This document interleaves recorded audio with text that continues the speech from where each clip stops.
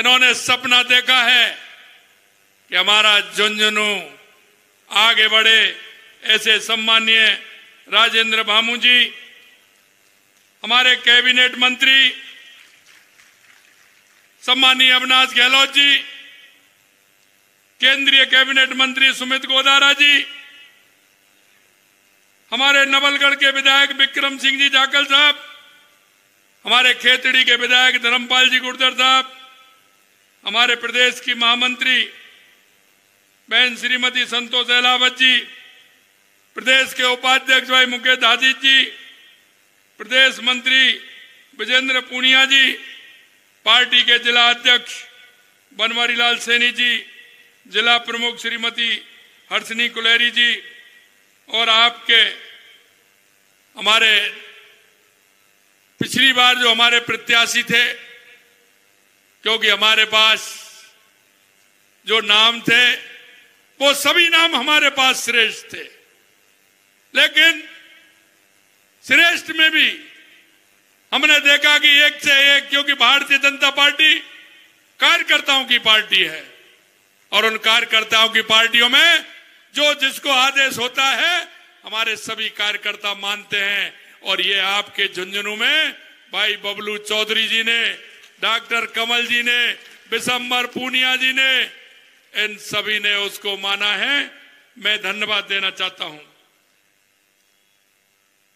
भाई हमारे गोवर्धन वर्मा जी विधायक धौंध, जिला संगठन प्रभारी नरेंद्र खीचड़ जी, हमारे पूर्व सांसद शुभकरण चौधरी जी, हमारे पूर्व विधायक सुभाष मील जी विधायक खंडेला, हरलाल सारण जी विधायक चूरू, विश्वनाथ मेघवाल जी विधायक खाजूवाला, अंशुमान सिंह जी भाटी विधायक कोलायत, सतवीर गुर्जर जी उपजिला प्रमुख झुंझुनू, प्रेम सिंह जी बाजौर साहब, जो देखते हो आप जिस तरह से शहीदों के लिए काम करते हैं, हमारे प्रेम सिंह जी बाजौर साहब, श्री राजेश बाबल जी, राजीव चौधरी साहब, झुंझुनू विधानसभा में पधारे सभी मेरे भाई और बहनों, सबसे पहले तो आप इतनी बड़ी संख्या में आए हैं, मैं इस झुंझुनू की धरती को नमन करता हूं और आप सभी को भी मैं अभिनंदन करता हूं, नमन करता हूं, आप सभी को प्रणाम करता हूं कि इतनी बड़ी संख्या में आप सभी लोग आए।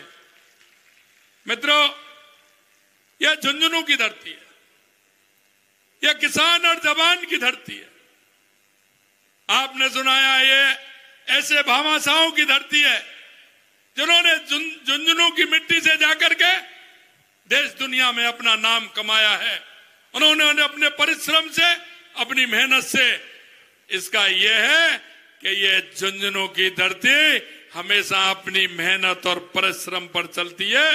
ये दुनिया में आप सब लोगों ने करके दिखाया है।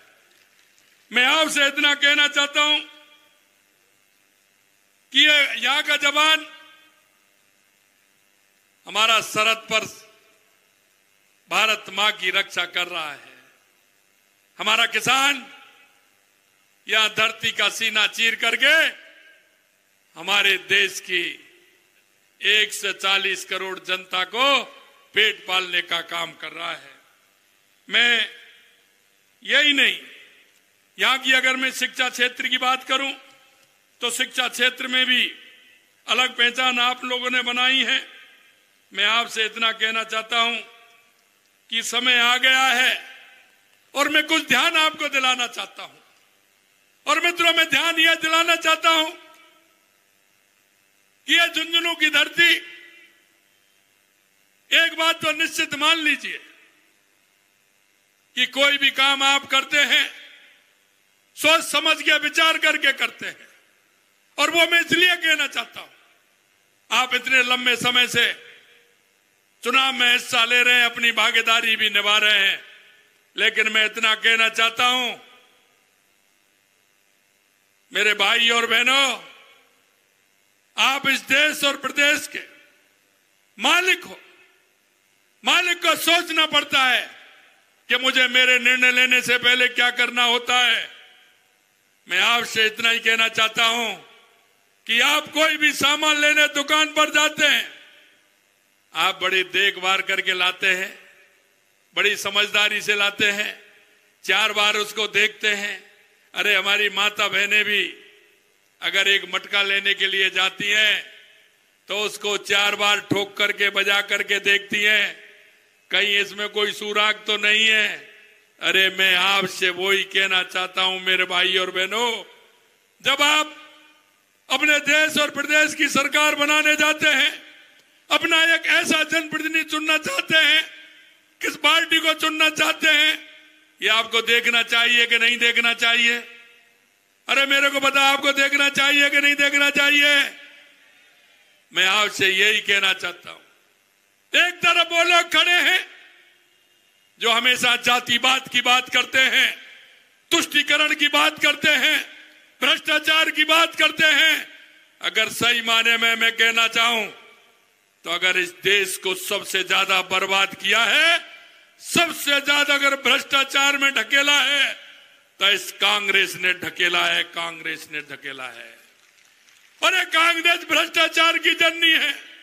यह चुनाव आता है, यह जातिवाद धर्मवाद की बात करती है, यह तुष्टीकरण की बात करती है। मैं आपसे कहना चाहता हूं, आप बताइए, देश के यशस्वी प्रधानमंत्री नरेंद्र मोदी जी ने किसान सम्मान निधि देने का काम किया है, क्या उन्होंने कभी जाति और धर्म पूछा है क्या? मैं आपसे पूछना चाहता हूं, बताइए, क्या किसान सम्मान निधि जाति और धर्म के आधार पर मिलती है? मैं आप बताइए, जाति धर्म के आधार पर मिलती है? क्या खाद्य सुरक्षा जाति आधार पर मिलती है? या किसानों को बिजली के कनेक्शन मिलते हैं, क्या जाति के आधार पर मिलते हैं? मैं आपसे यही कहना चाहता हूं, देश के यशस्वी प्रधानमंत्री नरेंद्र मोदी जी कहते हैं कि हम देश की 140 करोड़ जनता के लिए काम करते हैं, और हम आपसे कहना चाहते हैं हम राजस्थान की 8 करोड़ जनता के लिए काम करते हैं, 8 करोड़ जनता के लिए काम करते हैं। मैंने विधानसभा के अंदर कहा, मैंने उन विपक्ष के लोगों से कहा कि आप, मैंने बजट दिया है, एक भी 200 विधानसभा में से कोई भी अगर ये कह दे कि 200 विधानसभा में जहां आवश्यकता थी वो बजट नहीं दिया है, हम इसलिए काम नहीं करते हैं। कांग्रेस करती है कि जहां उनका विधायक होता है तो मां पैसा देते हैं, बजट देते हैं, और दूसरे दल का होता है तो मां पैसा नहीं देते। हमने विधानसभा के अंदर कहा, हमने किसी को भी भेदभाव नहीं किया। 200 विधानसभाओं में जो जनता ने चाहा और हमारे संकल्प पत्र में जो वायदा किया, वो बजट हमने 200 विधानसभा के अंदर दिया है। मैं आपको यही कहना चाहता हूं, और मैं शेखावाटी वालों में आपसे तो और ज्यादा कहना चाहता हूं। और आपसे मैं इसलिए कहना चाहता हूं कि मैं बार बार संगठन के नाते आपके इस क्षेत्र में आता था, चाहे वो सीकर हो, चूरू हो, झुंझुनू हो। मैंने देखा यहाँ का किसान सिर्फ एक फसल लेता है, पानी के लिए परेशान होता है। 50 साल के बाद अगर कहीं यमुना समझौते का MOU कराया तो भारतीय जनता पार्टी की सरकार ने कराया, जिससे मेरे शेखावाटी के लोग, मैंने पहले भी कहा था, कांग्रेस की तरह झूठे वादे तो नहीं करेंगे कि आलू से सोना पैदा करके दे दे आपको। आलू से सोना पैदा करके तो नहीं झूठ बोल सकते हम, लेकिन मैं एक बात कह सकता हूं कि अगर शेखावाटी की धरती को अगर पानी मिलता है तो मेरी ये धरती सोना उगलेगी, ये मुझे विश्वास है। और आपने देख लिया, हमने कहा हमारी योजना आगे बढ़ी, हरियाणा के चुनाव आ गए, लेकिन मैं कहना चाहता हूं मेरे भाई और बहनों, अगर आप अपनी बात रखना चाहते हो, अगर अपने विकास की बात करते हो, आने वाली पीढ़ी की अगर बात करते हो, तो आप सभी का अधिकार है, एक नागरिक होने के नाते, इस झुंझुनू जिले का नागरिक होने के नाते, शेखावाटी का नागरिक होने के नाते अपने अंदर झांकना, आगे वाली पीढ़ी को विश्वास भी दिलाना।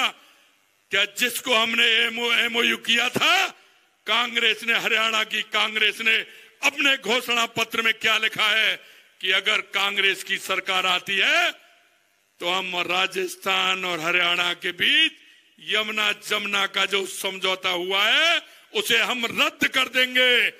क्या वो मैं उस पानी को कोई हमारा कार्यकर्ता पी रहा था क्या?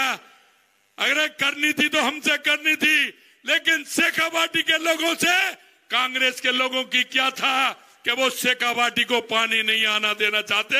ये किस मुंह से आपके सामने वोट मांगने के लिए आ रहे हैं? इसलिए मैं कहना चाहता हूं मेरे भाई और बहनों, क्योंकि जो आप काम करते हैं वो आपका काम नहीं है, वो आने वाली पीढ़ी को भी आपको जवाब देना है कि आखिरकार इस शेखावाटी में आप लोगों ने क्या करवाया, आपको किस राजनीतिक दल को चुना जिसने सपने दिखाए थे, झूठ बोल करके वोट लिए थे, क्या उन्होंने किया? क्या ये आपसे हिसाब नहीं मांगेगी आने वाली पीढ़ी?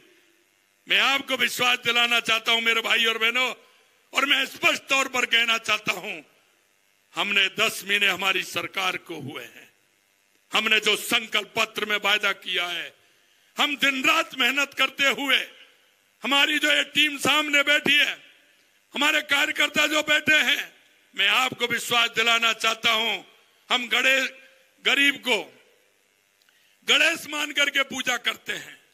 हम पंडित दीनदयाल उपाध्याय की अंत्योदय की योजना को लेकर के आगे चलते हैं, और हमने इसलिए कहा है आप 10 महीने के अंदर हमारे कामों को देखिए, उसको परखिए। हमने कहा कि युवाओं ने जो सपने देखे हैं, हम झुंझुनू के युवा के बारे में जानते हैं, सुबह और कहीं जिले का और कहीं का युवा कुछ करता हो, लेकिन मेरे शेखावाटी का युवा सुबह 4 बजे सड़कों पर दौड़ता है, 4 बजे सड़कों पर दौड़ता है, उस गांव की गलियों में दौड़ता है। मेरी बहनें पढ़ती हैं, उनके अंदर करने की इच्छा है, और उस इच्छा की जो उनकी इच्छा है, उस इच्छा के अनुरूप ही हम काम कर रहे हैं। उनकी भाव और भावना को देख करके हम काम कर रहे हैं। हमने युवाओं से वायदा किया, हम सरकारी तौर पर 4 लाख भर्ती करेंगे, लेकिन मैं आपको कह के जा रहा हूं 4 लाख तो हमने कहा है, 1 लाख भर्ती हमने इस साल कहा है, पहली साल में करेंगे। 33,000 को हमने नियुक्ति पत्र दे दिया, और अब देखते जाइए कैलेंडर भी निकाल दिया, और कैबिनेट ने 90,000 वैकेंसियों को हमारी कैबिनेट ने स्वीकृति करने का काम भी किया है। और अभी आप हमारे माननीय अर्जुन जी, माननीय प्रदेश अध्यक्ष जी कह रहे थे राजिंग राजस्थान, अरे राजिंग राजस्थान में शेखावाटी का बहुत बड़ा योगदान है। आपके उन सभी सेठों से जो नाम ले रहे थे, उन सभी से मिला हूं, उनके पास गया हूं, उनसे कहा है कि आप मां नहीं करते, आप शेखावाटी में करिए, आप अपने गांव में करिए, आप अपने कस्बे में करिए। और मैं आपको विश्वास दिलाता हूं, देश के यशस्वी प्रधानमंत्री नरेंद्र मोदी जी के नेतृत्व में ये राजस्थान विकसित राजस्थान होगा, विकसित राजस्थान होगा।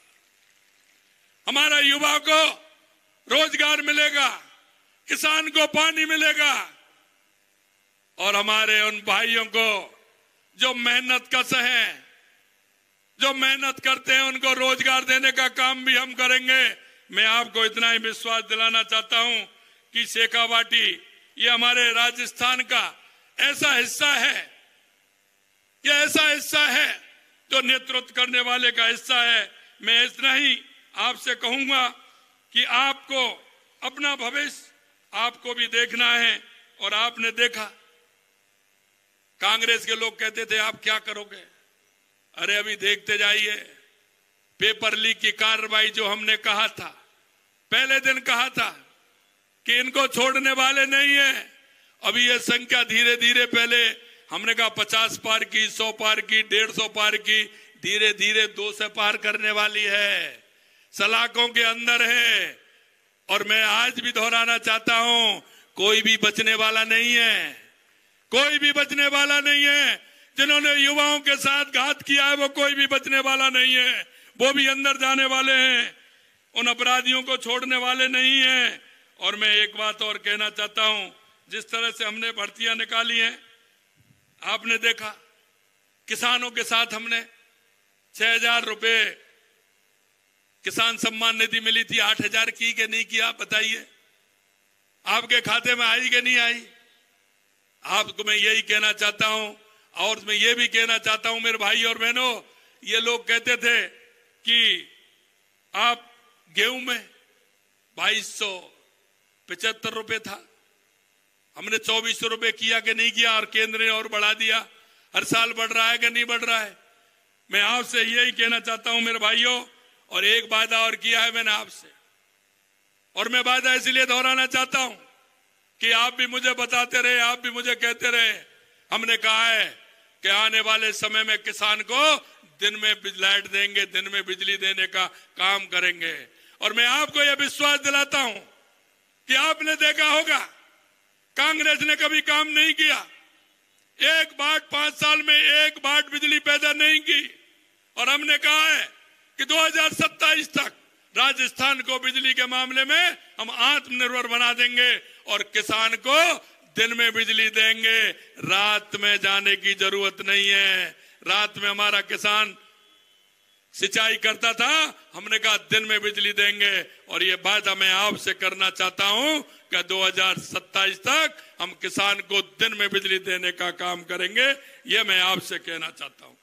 हमारी सरकार ने जिस तरह से काम किया है, हमने 2,24,000 करोड़ रुपए के बिजली के हमने MOU किए हैं, और कैबिनेट में हमने पास भी कर दिया, जमीन भी अलॉट कर दी, और काम भी चालू हो रहा है।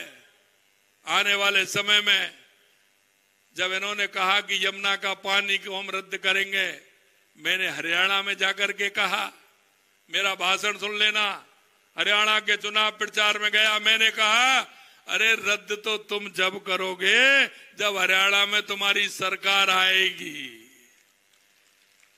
अरे ये भावना शेखावाटी की है, क्योंकि शेखावाटी को पानी मिले और कोई नहीं आने दे तो ये शेखावाटी वाले छोड़ने वाले हैं क्या? अरे बताइए, छोड़ने वाले हैं क्या? अरे ये तो वो लोग हैं जो लोगों को पानी पिलाते हैं, प्याऊ लगाते हैं। ये तो वो लोग हैं गर्मी में खुद पानी नीचे से खींचते हैं और जाकर के प्याऊ लगाते हैं, गाय को, पशुओं को पानी पिलाने का काम करते हैं। अरे इनके पानी को रोकने की ताकत कांग्रेस के अंदर है क्या, जो इस शेखावाटी के पानी को रोक दें? बता देना, आए तो उनसे कह देना कि ये शेखावाटी के लोगों की भावना का खेल था, और वो भावना का खेल हमने दिखा दिया, वहां भी दिखा दिया और यहां भी दिखा देंगे। ये मैं आपसे कहना चाहता हूं मित्रों। मैं स्पष्ट इसलिए कहता हूं कि जो काम करता है उसको किसी की परवाह करने की जरूरत नहीं होती है, क्योंकि अरे हमारे देवता हैं, ये पूरी ताकत देते हैं मेरे भाइयों, पूरी ताकत देते हैं। वो हनुमान जी खड़े हमारे महाराज जी, पूरी ताकत देते हैं। और जब शेखावाटी की बात आए तो चाहे कुछ भी हो, और इसलिए उन्होंने, हमने कहा वो करके दिखाया, वो कुछ नहीं कर पाएंगे। और ये मैं आपको विश्वास दिलाता हूं, आने वाले समय में हमारी शेखावाटी को यमुना पानी मिलेगा, मिलेगा, मिलेगा। अंत में मैं आपसे इतना ही कहना चाहता हूं मेरे भाई और बहनों, आप इस मुल्क के मालिक हो, और मैं इस मुल्क के मालिक को इतना ही निवेदन करना चाहता हूं कि अपनी ताकत पहचानिए, अपना भरोसा पहचानिए कि हमें क्या करना है, क्या नहीं करना है।